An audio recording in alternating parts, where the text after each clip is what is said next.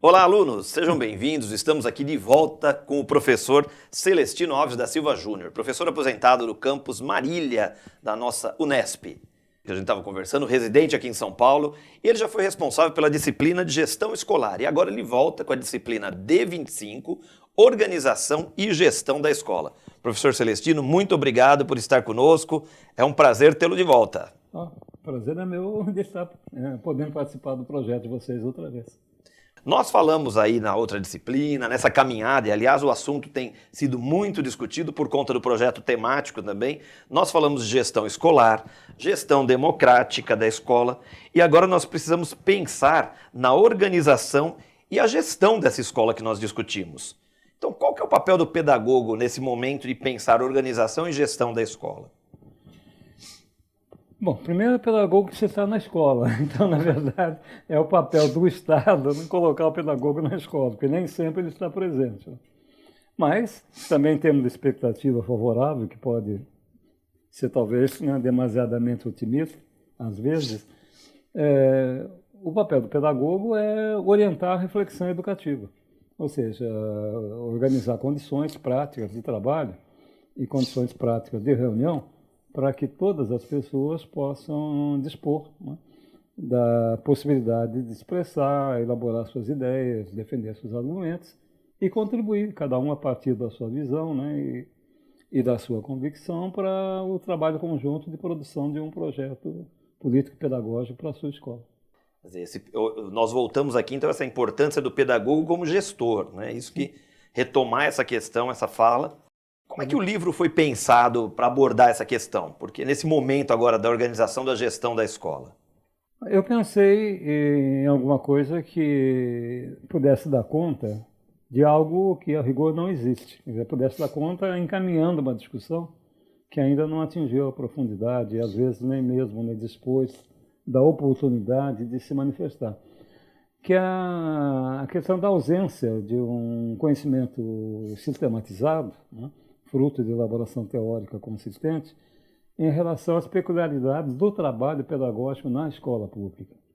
O que nós temos é uma certa visão, a meu ver, displicentemente genérica, de uma discussão de caráter talvez amplo demais. O que eu quero dizer é o seguinte: a escola pública não é apenas acidentalmente diferente da escola privada, ela é substancialmente diferente. E por conta da sua natureza substancialmente diferente, e a diferença está no fato que a escola pública tem no seu horizonte o bem comum, enquanto a escola privada tem no seu horizonte os bens individuais localizados, e exatamente por conta da diferença de horizontes elas não podem ser tratadas e, consequentemente, administradas da mesma maneira. Tudo isso, enfim, tem que estar presente na literatura, e não está. O fato é que nós temos um problema se não de vazio total, pelo menos de lacunas teóricas em relação ao modo específico de trabalhar na escola pública. Ou seja, organizar o trabalho na escola pública é alguma coisa que precisa de um pouco mais de referenciais, um pouco mais de conhecimento estabelecido, de saber objetivo, para que os professores da escola pública, os trabalhadores em geral, da escola pública, se sintam apoiados na proposição e na própria elaboração do seu trabalho.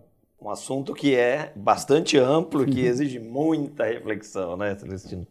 Nós estamos falando aí, então, de gestão democrática, principalmente agora dando um pouco de ênfase à questão do projeto temático, que envolve muito da sua disciplina, das suas disciplinas, né? E ali nós falamos muito do papel da família, principalmente da comunidade escolar, que é um conceito bastante importante, né? E tudo isso em consonância com o projeto político-pedagógico. Mas como é que eu posso... Que pistas você pode nos dar para que isso aconteça realmente? Bem, um dos textos que eu selecionei para o conjunto da disciplina e para o segundo bloco da disciplina, que trata exatamente dessas questões, das funções e das especializações contidas no horizonte de trabalho da escola pública, É um texto de uma professora gaúcha, a professora Flávia Verli, que discute algo também importante e também, né, pouco considerado, pelo menos por esses lados, né, paulista e paulistanos em que nós nos movimentamos. O que a professora Flávia propõe é que nós temos necessidade de identificar padrões progressivamente mais altos no próprio processo de democratização. Quer dizer, nós falamos em democracia mais do que praticamos, e quando supomos que praticamos, às vezes não praticamos aquilo, né, que precisa ser praticado no nível de exigência em que a própria prática se coloca. Trocando miúdos, a professora Flávia entende, e eu corroboro, né, com a posição dela, tanto que selecionei o texto dela, né, para fazer parte do repertório da disciplina, é que os pais e a comunidade em geral, assim como os próprios alunos, devem ter uma posição de equivalência em relação à posição dos professores e dos outros trabalhadores do campo educacional em todos os setores que processam decisões. Ou seja, os conselhos escolares, de modo geral, os órgãos colegiados, de modo geral, todos eles deveriam, na visão da professora Flávia, ser povoados equitativamente, né? Em nível de metade para metade mesmo, né? 50% do pessoal da escola e 50% do pessoal do entorno da escola para o próprio processo de tomada de decisões. Ou seja, não caberia apenas ao diretor, né? Nem mesmo apenas ao diretor e aos professores, tomarem decisões de interesse geral sem que a tomada de decisão fosse informada pela participação dos pais e de representantes da comunidade. Então, isso me parece algo muito importante, né, muito relevante, que até hoje não recebeu a devida consideração. Quer dizer, a presença dos pais na escola, representando ou não alguém ou alguma coisa, é muito mais eventual, muito mais circunstancial do que continuada. Quer dizer, os pais não fazem parte, vamos dizer, do processo decisório normal.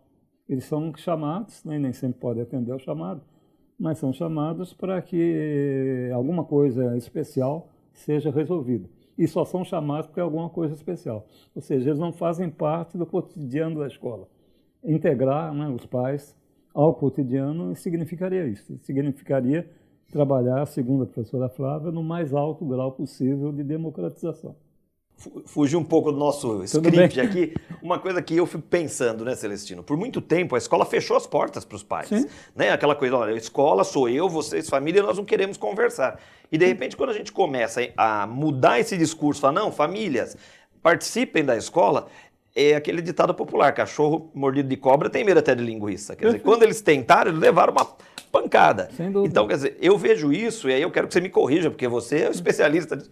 Eu vejo isso como um fator impeditivo hoje dessa participação maior das famílias na escola. Quer dizer, nós temos que curar essas feridas que a própria escola fez. Então, eu penso assim, posso estar errado. Eu disse do trabalho da professora Flávia, não sei se disse que ela é gaúcha. No Rio Grande do Sul, a participação, vamos dizer, comunitária, não apenas dos pais, né, às vezes de pessoas que não têm filhos na escola, mas têm interesse na escola, né, e têm disponibilidade para participar e colaborar, é maior, certamente, do que no estado de São Paulo. Talvez seja maior do que em qualquer outra região do Brasil. Isso tem uma explicação, né?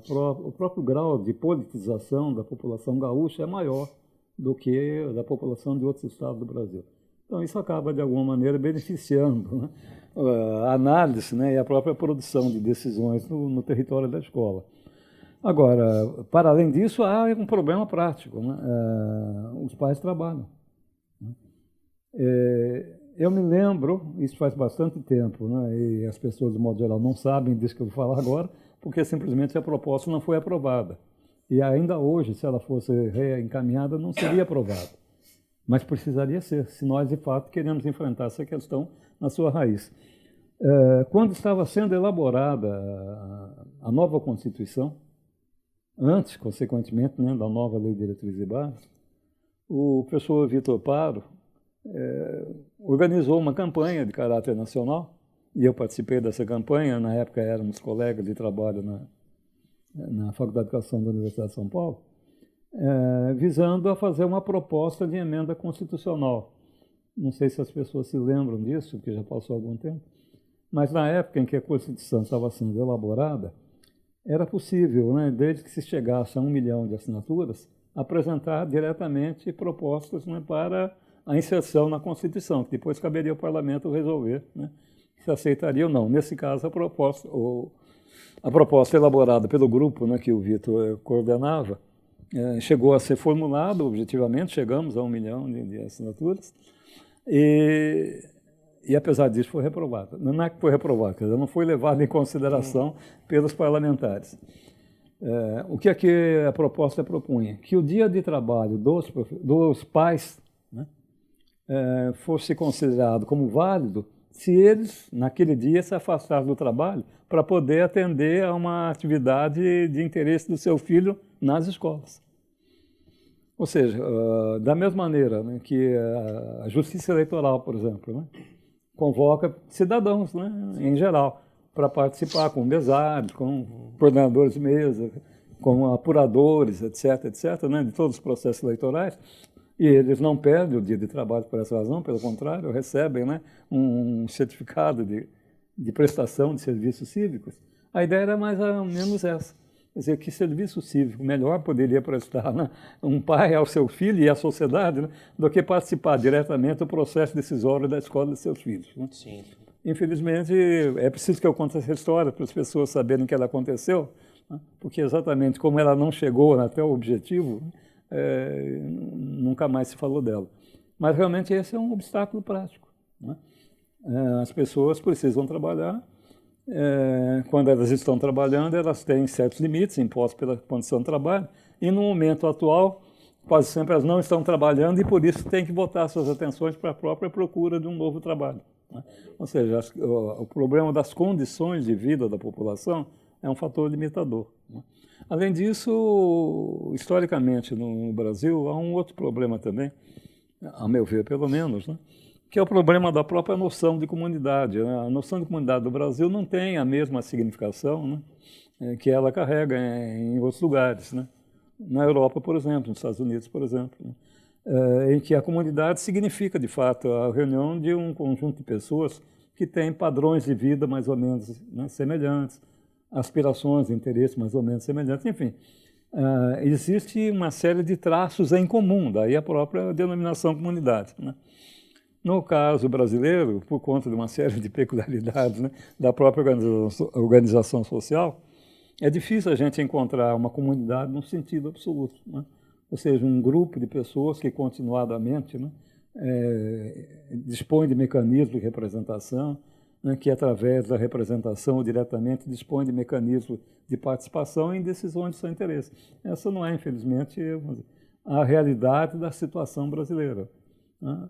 Num momento como esse, em que nós nos encontramos, em que a individualidade, né, é muito mais valorizada do que a solidariedade, a situação ainda é pior do que historicamente tem se manifestado. Né? Então a escola cometeu, eu concordo plenamente com a sua observação, a escola cometeu um equívoco histórico e está muito difícil agora de superar esse equívoco. É um desafio, um dos grandes desafios. Né? Bom, mas estamos falando aqui então de organização e gestão da escola e formação para vocês, futuros pedagogos. Celestino, quais são os pontos, a seu ver, né, que todo pedagogo tem que ter isso assim na ponta da língua quando nós falamos em organização e gestão da escola? Quais são os pontos importantes? Olha, pedagogo, você não pode ser pedagogo se não lembrar, não pensar, não falar isso. Bom, primeiro ponto, né? O direito à educação está inscrito na Constituição e está inscrito na Lei de Diretrizes e Bases da Educação Nacional. Então, ele não pode ser ignorado. O direito à educação pode, né, e deve ser tomado como o próprio substrato epistemológico da elaboração do conhecimento sobre a educação. Quer dizer, o que é a educação? Aquilo a que toda pessoa humana tem direito. Né?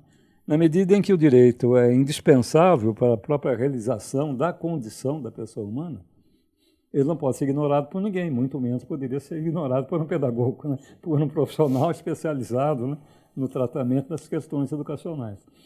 A segunda coisa que nenhum pedagogo pode ignorar é o princípio da solidariedade, que é o princípio educativo por excelência. Todo o trabalho pedagógico é sempre um trabalho que envolve mais de uma pessoa. E se essas pessoas não forem solidárias umas com as outras, elas simplesmente não realizarão o seu trabalho, né, da melhor maneira. E o terceiro e o quarto, né, pontos de referência, ao meu ver pelo menos, são o ponto da democratização e o ponto da participação. Quer dizer, a democracia é inerente ao modo de trabalho das escolas. E a participação é necessária para que o modo de trabalho das escolas possa ser bem sucedido. Então, se eu quero, né, contribuir, né, para o sucesso das escolas, eu tenho que, basicamente, me pautar por todos esses pontos, né? Pelo direito à educação, né, pela dignidade da pessoa humana, pela democratização dos procedimentos e do próprio ambiente escolar e pela participação mais qualificada possível, né, em todos os movimentos, em todos os momentos do trabalho da escola. É bastante coisa, mas é importante. Celestino, a gente está chegando ao fim desse papo de hoje, né? Ao fim do papo, porque o assunto tem, sem dúvida, tem assunto para mais de metro. Mas eu queria que você deixasse um último recado aí para os nossos alunos da pedagogia, né? Falasse para eles, porque eles também estão na reta final, daqui a pouco estamos todos colegas de profissão aí, né? Sem dúvida. Bem, meus companheiros de trabalho, peço desculpas a Robson, porque eu sei que a expressão que ele usou, né, é uma expressão corriqueira, né, e não há nenhum problema em usá-la. Mas ele se referiu, né, aos colegas de profissão. Uma das coisas, né, que eu tenho me empenhado, nos últimos anos pelo menos, é naquilo que eu chamo de clarificação do discurso pedagógico. O que eu estou querendo dizer? Há muitas coisas que nós usamos e que têm significações para as quais, às vezes, nós não nos alertamos o suficiente. É o caso agora, coincidiu, né, na nossa conversa as duas expressões aparecerem. Tanto a expressão colega de profissão como a expressão companheiro de trabalho. A meu ver, a expressão companheiro de trabalho é superior à expressão colega de profissão, porque ela envolve uma dimensão subjetiva, né, de convergência para uma perspectiva de trabalho comum. Um companheiro de trabalho é alguém com quem eu trabalho porque eu confio. Ele é o meu companheiro, quer dizer, eu sei que ele pretende alguma coisa que eu valorize, e ele sabe que eu pretendo alguma coisa que eu valorize. Por isso ele é meu companheiro de trabalho, ou seja, nós em princípio temos um projeto comum. Já um colega de profissão, às vezes, infelizmente, pode não ser nada disso. Não vou aqui ser indelicado ao ponto de mencionar exemplos, né? Não precisa. Pois de colegas de profissão que eu preferia que não ostentassem essa condição. Mas é isso realmente. Quer dizer, quanto mais nós, né, pudermos transitar no campo do companheirismo, mais qualificado certamente será o nosso trabalho. Celestino, obrigado pela presença, pelas palavras, pelos ensinamentos, porque é isso que é muito importante nessas relações, é aprender sempre. Logo, logo, vocês estão na reta final, chegando lá. E olha, ACC, estágio, não deixem para a última hora, sem desespero, porque em breve nós estaremos celebrando essa conquista de vocês. Um grande abraço e até o nosso próximo papo.